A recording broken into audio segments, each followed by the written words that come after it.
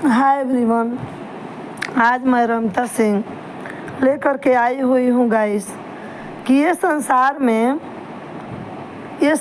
तो पति पत्नी के लिए बेचैन रहता है। शादी तो हो जा रही है, आजकल प्यार भी बहुत जल्दी हो जा रहा है। तो गाइस इस पर मैं चर्चा आज करूँगी कि एक पति या पत्नी को कैसे रहना चाहिए। तो आइए, रमता सिंह के चैनल में आप लोग के स्वागत है। आप लोग मेरे चैनल में अंत तक वीडियो देखिए, बने रहिए। अगर मेरी वीडियो अच्छी लगती हो तो लाइक कीजिए, सब्सक्राइब कीजिए, बेल आइकन दबाइए, प्रेस कीजिए कि अगला नोटिफिकेशन आप लोग को मिलती रहेगी।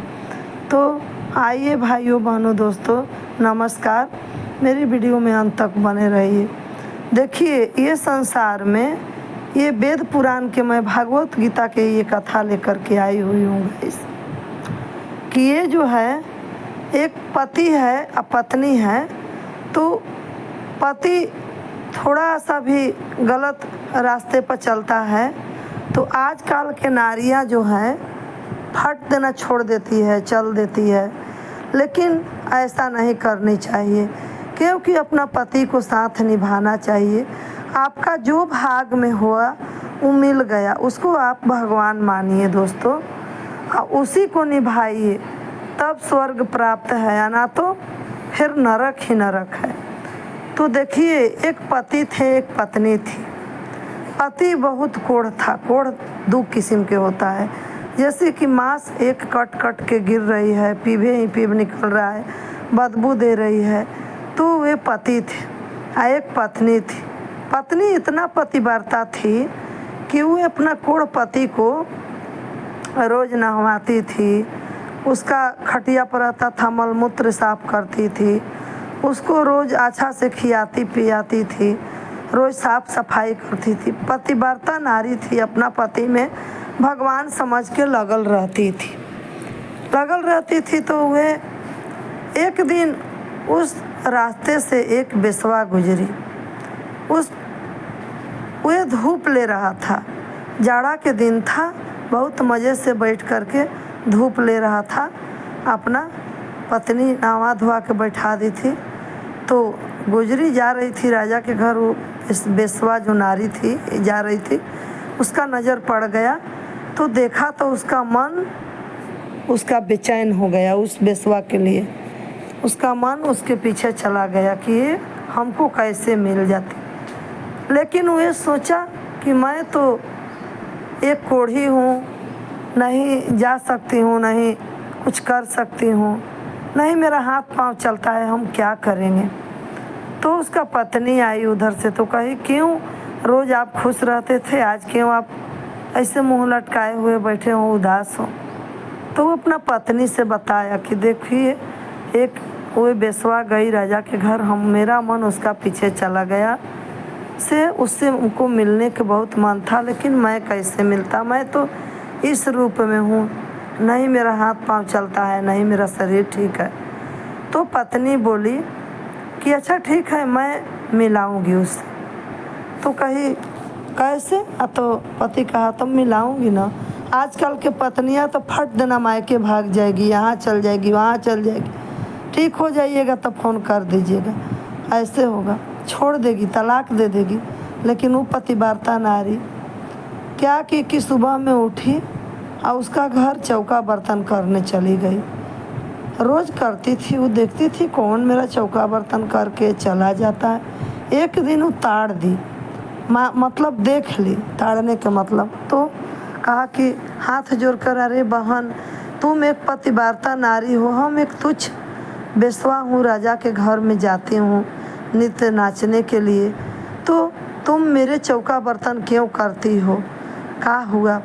तो वो बोली कि देखिए, मेरा पति देख लिया है आपको, मेरा पति को मिलने के मन है, इसलिए मैं ये कर रही हूँ।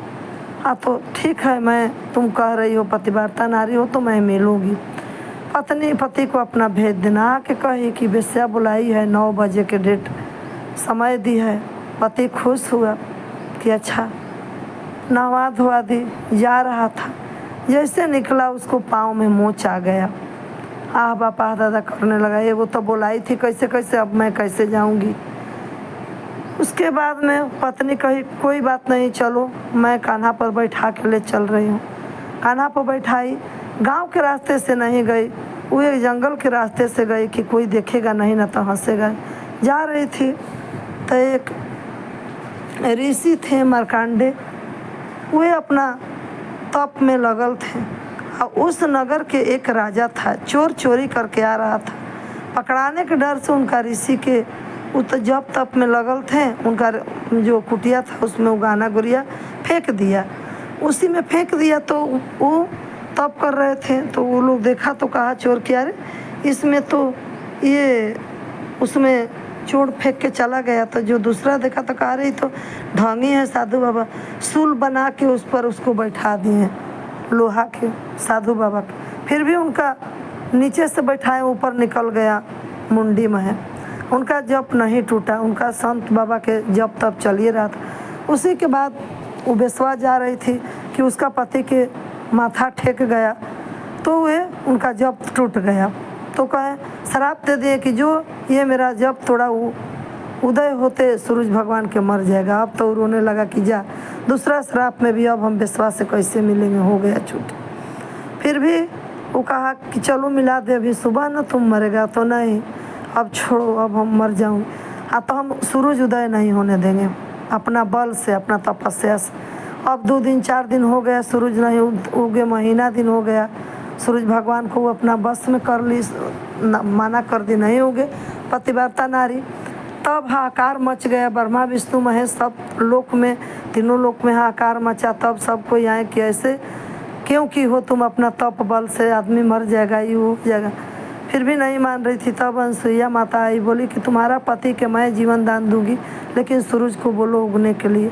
सूरज उगे, उसका पति मर गया। और उसका मरने के बाद अनसुईया माता जल छीटी, पतिव्रता थी तो जीवित हो गया, बुद्धि भी सुधर गया, देह भी सुभरण हो गया। पतिव्रता नारी के चलते अनसुईया माता ब्रह्मा विष्णु महेश के खिलाई है, गोद में ऐसा थी। तो वे दोनों स्वर्ग को, पत्नी अच्छी रहती है तो पति भी स्वर्ग को प्राप्त होते हैं, वे लोग स्वर्ग को दोनों प्राप्त हुए। ऐसा था ये कहानी। तो जैसे उनका स्वर्ग के पत्नी लेकर के चली गई, हर इंसान के पत्नी अच्छी रहे, पति अच्छी रहे। और जो पत्नी अपना पति को प्यार करती होगी, कभी नहीं बीच महाधार में छोड़ती है। ये संसार में सबसे बड़का पतिव्रता औरत के ये दुनिया में होता है कि श्रृंगार करके जाती है, कोई देख लेता है तो उसको उसका मिल जाता है ऐसा वरदान कि वो उसका काम बन जाता है। तो हे भगवान, हर इंसान की इच्छा पूर्ण करना, मेरा भी करना। आप लोग को अच्छी लगे मेरी वीडियो, लाइक सब्सक्राइब शेयर करना, दोस्तों में भी शेयर करना।